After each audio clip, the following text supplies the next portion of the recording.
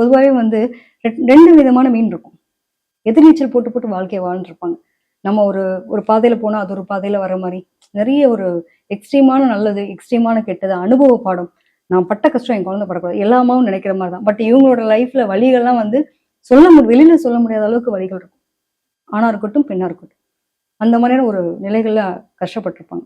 So இவங்களோட வாழ்க்கையில இவங்க பட்ட ஹிஸ்ட்ரி எல்லாம் எடுத்து பிள்ளைங்களுக்கு ஒரு வேத வாக்கா சொல்லி அவங்களோட வாழ்க்கையை உயர்த்துறதுக்கு மிகப்பெரிய ஒரு தூணா இருந்திருப்பாங்க. அந்த தூண் அவ்வளவு சீக்கிரம் மறக்கலாமா? இதை மறக்கக்கூடாதுன்னு சொல்லி கொடுக்கக்கூடிய ஆள் தான் சனி. ஜென்மத்துல சனி வந்திருக்காரு. நீ இந்த அளவுக்கு இந்த உலகத்துல உயிர் வாழ்ற இல்லையா, இதுக்கு நான் தான் காரணம் அப்படிங்கிறது மாதிரியான ஒரு அமைப்பை உருவாக்கி கொடுக்கறது தான் இந்த சனியினுடைய வேலை. ஸோ ஜென்மத்துல சனி வரும்போது வீட்டுல வயசானவங்க இருக்காங்கன்னா பார்த்துக்கோ. பாதம், காலு கீழே அடிபடுறது, வண்டி வாகன போக்குவரத்துல போயிட்டு வரும்போது அடிபடலாம். அடிக்கடி அடிப்படக்கூடிய சூழ்நிலை இருக்கும். எலக்ட்ரானிக்ஸ் பொருட்கள் கண்டிப்பா மாற்றுவாங்க. மீனராசியை பொறுத்த வரைக்கும் இந்த டைம் பீரியட்ல ஏதாவது ஒரு பொருள் ரிப்பேரா இருக்கு, அதை வச்சு போதும்பா சாமி தூக்கி போடு, புதுசை வாங்க, ரிப்பேர் பண்றேன்னு ஏதாவது சொன்னீங்க அவ்வளவுதான் அப்படின்ற அளவுக்கு வீட்டுல மிரட்டுவாங்க.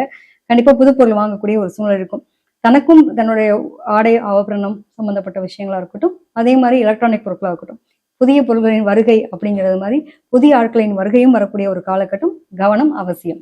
ஸோ இவங்களுக்கு வந்து நிறைய கவனமா இருக்கணும்ன்ற மாதிரியும் சொல்லியிருக்கீங்க. பொருளாதாரம் நல்லாதான் இருக்கு, நிறைய பிளஸும் சொல்லியிருக்கீங்க. கொஞ்சம் கவனம் இருக்கணும் அப்படின்ற மாதிரி இந்த ராசிக்கு சொல்லியிருக்கீங்க. இவங்களுக்கு எந்த மாதிரியான தெய்வ வழிபாடு பண்ணா இந்த ஜென்ம சனிக்கு வந்து அவங்களுக்கு பெட்டரா இருக்கும்? அதாவது கூரை இல்லா தெய்வம்னு சொல்லுவோம். எப்பயுமே வந்து பாத்தீங்கன்னா அந்த ஆகாய லிங்கம் சொல்லுவாங்க, பார்த்துருக்குமா? ஆகாய லிங்கத்துக்கு வந்து மேற்கூரையே இருக்காது.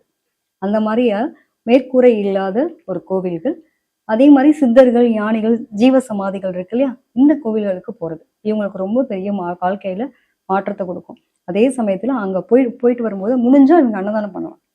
என்னால முடியும், அட்லீஸ்ட் ஒரு அமௌண்ட் கட்டுறேன். வாசனை திரவியங்களை வந்து நிறைய பேருக்கு கிஃப்ட் கொடுக்கணும். வாசனை திரவியங்கள் கிஃப்ட் கொடுக்க ஏதாவது என்ன மாதிரி வாசிப்ப நீங்க இதுக்கு போறீங்க, ஜீவசமாதி போனீங்க, என்ன பண்ணுவீங்க? பத்தி வாங்கி பொறுத்துட்டு வரீங்களா? இதே வந்து ஒரு வயசு பசங்களை பாக்குறீங்க அப்படின்னா, கல்யாணம் ஆகாதவங்களாம் கஷ்டப்பட்டு இருக்காங்கன்னா, இவங்கெல்லாம் வந்து அந்த பிள்ளைகளுக்கு மல்லிகைப்பூவும் அதே மாதிரி பர்ஃப்யூம், அத்தர், இந்த மாதிரி ஏதாவது வாங்கி கொடுக்கறது ரொம்ப சூப்பர். அதுக்காக பையன் போய் பொண்ணு கொடுத்துட்டு வந்து சண்டை ரொம்ப விலைக்கு வாங்கிடக்கூடாது. ஸோ இது ஒரு பெண்களா இருக்கும் பட்சத்துல ஒரு கிஃப்டா கொடுத்துட்டாங்க அப்படின்னா ஒரு நல்ல மாற்றங்களை கொடுக்கும்.